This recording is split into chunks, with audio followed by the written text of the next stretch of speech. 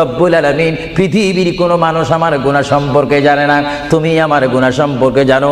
আমি এমন গুনাহ করেছি আমার বিবি জানে না, বিবি গুনাহ করেছে আমি জানি না।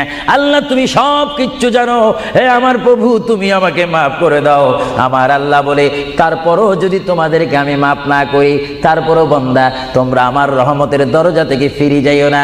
আমি তোমাদেরকে হুকুম দিচ্ছি, ওয়ালাউ আন্নাহুম ইয যালামু আনফুসাহুম জাউকা, বান্দারে যদি গুনাহ করে ফেলো আমার রহমত থেকে মুখ ফিরে তুমি চলে যাইও না। বান্দা, আকাশ পরিমাণ যদি গুনাহ করো, পাতাল পরিমাণ যদি গুনাহ করো, সাগরের পানি পরিমাণ যদি গুনাহ করো, পাহাড় তুলনায় যদি তুমি গুনাহ করো, আমার দরবার থেকে তুমি নিরাশ হইও না। বান্দা, আমি তোমাকে একটি রাস্তা বাতাই দিচ্ছি, একটি পথ তোমাকে আমি দেখাই দিচ্ছি। সেই পথটি কোন পথ তোমরা জানো? ওয়ালাউ আন্নাহুম ইয যালামু আনফুসাহুম জাউকা, বান্দারে যখন তোমরা বরবাদ হয়ে যাবে তখন তোমাদেরকে একটা পথ আমি তোমাদেরকে দেখাই দিলাম। সেই পথটির নাম হচ্ছে আমার রাসূলের মদিনা। জোরে বলেন সুবহান।